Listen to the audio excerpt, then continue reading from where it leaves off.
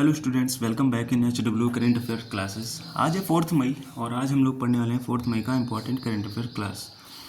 तो जो भी स्टूडेंट्स हमारे साथ नए जुड़ रहे हैं, स्टार्टिंग से आपको एंड तक बने रहना है। साथ ही हम 3 मई का रिवीजन करेंगे और लास्ट में आपसे पूछे जाएंगे 2 क्वेश्चन जिनका आपको आंसर देना है। और मैं पिछली क्लास के जो भी 2 क्वेश्चंस डेली पूछे जाते हैं उनका सही आंसर मैं आज की क्लास में, जैसे कल की क्लास थी उसका सही आंसर जो है वो मैं आज बताऊंगा। और मोस्ट ऑफ द स्टूडेंट होते हैं जो राइट आंसर कर रहे हैं, तो इसका मतलब लोग क्लासेस को प्रॉपर्ली ले रहे हैं और चीज़ों पर ध्यान दे रहे हैं। तो बिना टाइम वेस्ट किए चलते हैं अपने पहले क्वेश्चन पे। हमारा पहला क्वेश्चन है, हाल ही में विश्व प्रेस स्वतंत्रता दिवस 2025 कब मनाया गया? तो ये 3 मई 3 मई को मनाया गया है। इसकी थीम की बात करें, थीम क्या रही है? तो reporting in the bro new world, the impact of AI on press freedom and the media, ये इसकी थीम रही है। चलते हैं अपने अगले क्वेश्चन पर। साथियों, हमारा अगला क्वेश्चन है, हाल ही में केंद्र सरकार ने 2025-26 सीजन के लिए गन्ने की FRP में कितने % की वृद्धि हुई है या वृद्धि हुई? तो ये 4.41% की हुई है वृद्धि, जो कि गन्ना उत्पादन में टॉप 5 कंट्रीज़ की बात करें तो ये टॉप 5 कंट्रीज़ रही हैं जो कि गन्ने का उत्पादन सबसे ज़्यादा किया है वर्ल्ड में। तो सबसे पहले नंबर पे ब्राज़ील, सेकंड नंबर पे अपना इंडिया, थर्ड नंबर पे है चाइना, फोर्थ नंबर पे है थाईलैंड और फिफ्थ नंबर पे है पाकिस्तान। इंडिया में टॉप यूपी रहा है, उत्तर प्रदेश, और चीनी उत्पादन में टॉप रहा है महाराष्ट्र। तो देख सकते हैं इंडिया में टॉप रहा है यूपी, जो कि गन्ने का उत्पादन करता है सबसे ज़्यादा पूरे इंडिया में, तो उत्तर प्रदेश करता है। और बात करें चीनी उत्पादन की तो ये सबसे ज़्यादा महाराष्ट्र करता है। आई होप आपको सारे पॉइंट्स बिल्कुल क्लियर हो गए होंगे। और चलते हैं फिर अपने थर्ड क्वेश्चन पे। हमारा थर्ड क्वेश्चन है, हाल ही में जारी वर्ल्ड प्रेस फ्रीडम इंडेक्स 2025 में भारत की रैंक क्या रही? तो ये 151 रही है, देख सकते हैं। तो ये प्रेस रिपोर्ट है, किसके द्वारा रिलीज़ की जाती? तो ये रिपोर्टर्स विदाउट बॉर्डर्स नाम की एक ऑर्गेनाइजेशन संस्था है, इसके थ्रू की जाती है, जिसमें कि वर्ल्ड प्रेस फ्रीडम इंडेक्स 2025 में भारत की रैंक 151 रही। और 2024 में भारत की रैंक रही थी 159। इसका मतलब कुछ बढ़ोतरी की है। और टॉप की बात करें तो नॉर्वे रहा है, सेकंड नंबर पे इस्टोनिया, थर्ड नंबर पे नीदरलैंड, और सबसे लास्ट नंबर जो है वो 180 है। मतलब टोटल देशों की अगर बात करें तो 180 देशों में अपना भारत 191 नंबर पर रहा है। चलते हैं अपने अगले क्वेश्चन पर। हमारा अगला क्वेश्चन है, हाल ही में भारत सरकार अंगोला को उसके रक्षा बलों के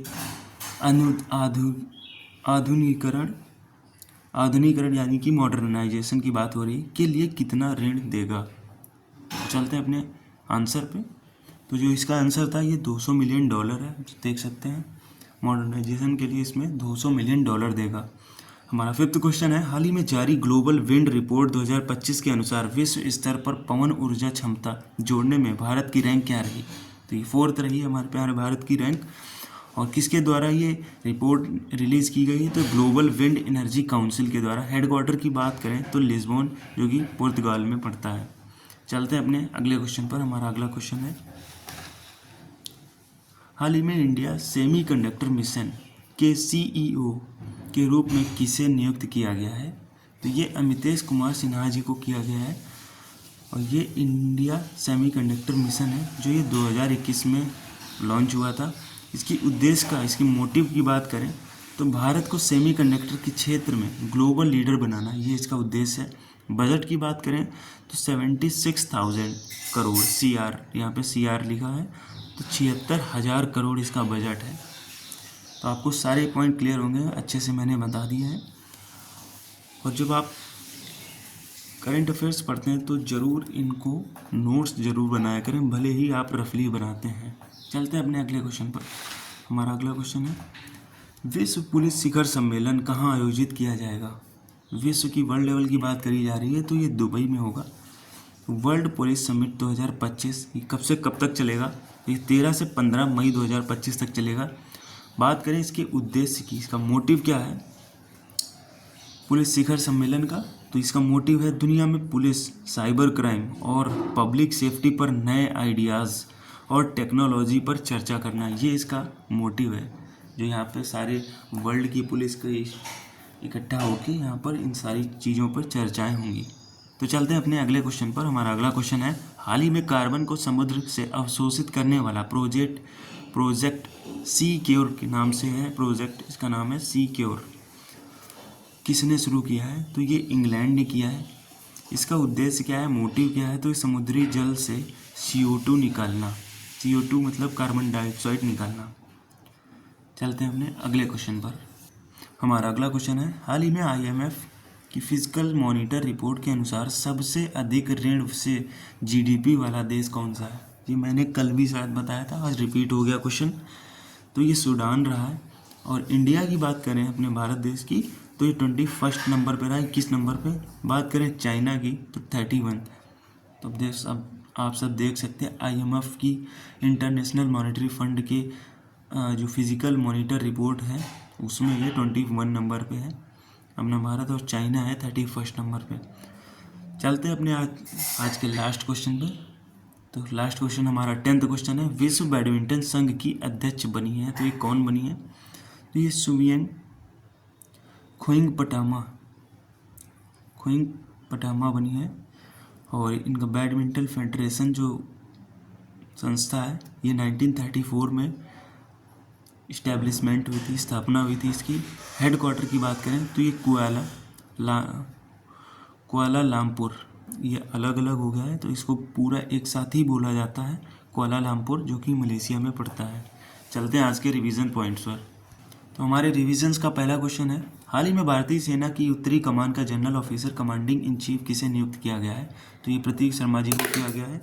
बात करें उत्तरी कमान का गठन कब हुआ, इस्टेब्लिशमेंट कब हुआ? तो ये 1972 में हुआ।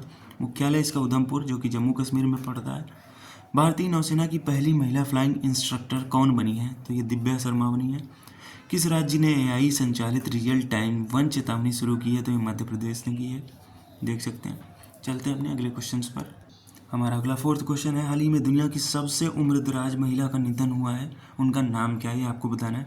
तो इना कैनाबारो, जो कि ब्राज़ील की हैं। 116 वर्ष की आयु में इनका निधन हो गया है।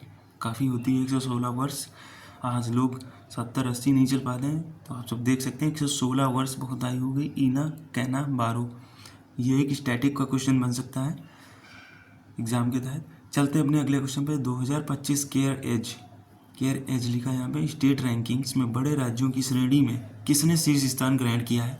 तो ये महाराष्ट्र ने किया है। चलते हैं अगले क्वेश्चन पे। हमारा अगला क्वेश्चन है, हाल ही में प्रकृति बहाली के लिए एम फॉर नेचर पहल किसने शुरू की है? तो ये FAO एक ऑर्गेनाइजेशन है, फूड एंड एग्रीकल्चर ऑर्गेनाइजेशन, इसने की है। हमारा अगला क्वेश्चन है जो कि कल मैंने पढ़ाया था, हाल ही में IMF की फिजिकल मॉनिटर रिपोर्ट के अनुसार सबसे अधिक ऋण का सिर्फ GDP वाला देश सूडान है। इसकी कैपिटल है खार्तूम। स्टैटिक का क्वेश्चन है, जो कि सूडान की कैपिटल की बात करें तो ये खार्तूम है। हमारा अगला क्वेश्चन है, हाल ही में कार्बन को समुद्र से अवशोषित करने वाला प्रोजेक्ट सी किया और किसने प्रारंभ किया? तो इंग्लैंड ने किया है। हमारा अगला क्वेश्चन है, हाल ही में 38 साल बाद 3 दिवसीय राजकीय यात्रा पर नई आने वाली जुआओ मैनुअल गोंजावेल्स का संबंध किससे है? तो ये अंगोला से, अंगोला कंट्री है। हाल ही में बेसल, रॉटरडैम और स्टॉकहोम BRS कॉप्स 2025 कॉप्स का आयोजन कहाँ हुआ है? तो ये जिनेवा में हुआ है। हमारा अगला क्वेश्चन है, हाल ही में सैटेलाइट बस एज आ सर्विस, जिसको शॉर्ट फॉर्म में SBAAS बोलते हैं, पहल किसने लॉन्च की है? तो ये इन स्पेस ने की है। ये हैं आज कल के क्वेश्चंस जो मैंने आपसे पूछे थे। ब्रिक्स ब्लॉक का नवा भागीदार देश बना है, तो ये कौन सा बना है? और पराक्रम दिवस कब मनाया जाता है? ये 2 क्वेश्चन मैंने आपसे पूछे थे, तो मैं इनके आपको करेक्ट आंसर बता देता हूँ। तो जो पहला क्वेश्चन है, ब्रिक्स ब्लॉक का नवा भागीदार देश बना है, तो ये नाइजीरिया बना है, अभी 9th में ऐड हुआ है इसमें। और बात करें पराक्रम दिवस कब मनाया जाता है, तो ये नेताजी सुभाष चंद्र बोस की जो जयंती होती है 23 जनवरी को, उस दिन मनाया जाता है। चलते हैं आज के क्वेश्चंस पे। तो क्वेश्चन आज के जो हैं ये आपके सामने हैं। तो सेबी के 11वें अध्यक्ष बताना आपको, और अच्छा लेखा महानियंत्रक बने हैं, ये कौन बने हैं? ये 2 क्वेश्चंस हैं जिनका आपको आंसर करना है। कमेंट्स के थ्रू। तो स्टूडेंट्स आज के लिए इतना ही, मिलते हैं नई करेंट अफेयर क्लास के साथ, तब तक के लिए स्टे कनेक्टेड।